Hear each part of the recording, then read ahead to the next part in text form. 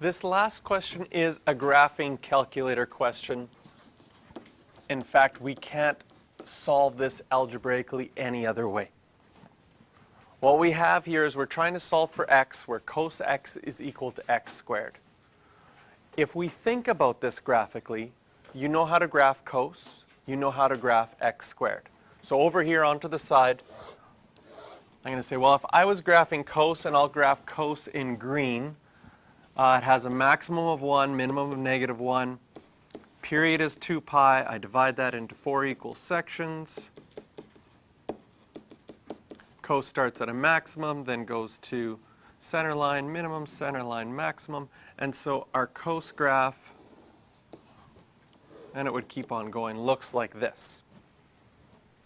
Now if I graph x squared, a parabola in purple, I know my parabola goes through 0, 0. I know that my parabola goes through 1, 1 and negative 1, 1.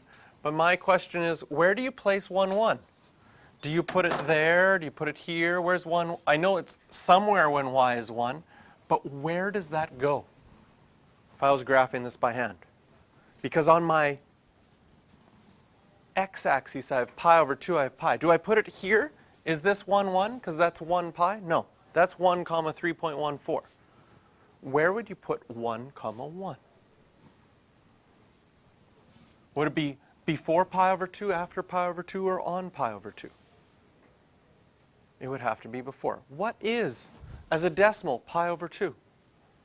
Half of 3.14. About 1.5, 1.6?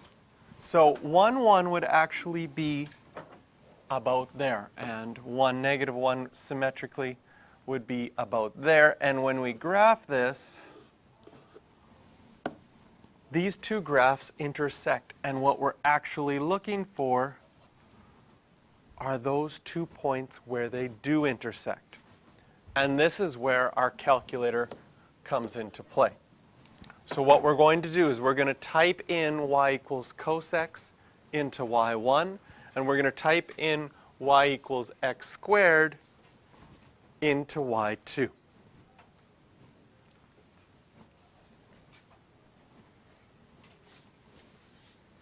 And when you hit graph, depending on how your window's set, maybe you see this graph. This is just on a standard window. Maybe your graph has a window setting from before.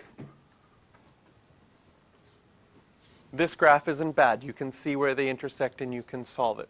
One of the things that I'd like to show you on your graphs is your zoom button lets you zoom to some common windows.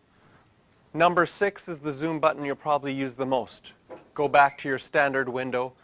The standard window goes from -10 to 10 on your x-axis, -10 to 10 on your y-axis. Another one that's really helpful is the 7th one when you're drawing things with trig. If you go zoom trig, number 7, it basically does from negative 2 pi to 2 pi, more or less. So there is my cos graph, there's my x squared graph, and if I want to find where they intersect, I can go second, calculate, number 5 for intersect, push enter on the first curve, enter on the second curve, enter when it says guess. It'll find the closest one.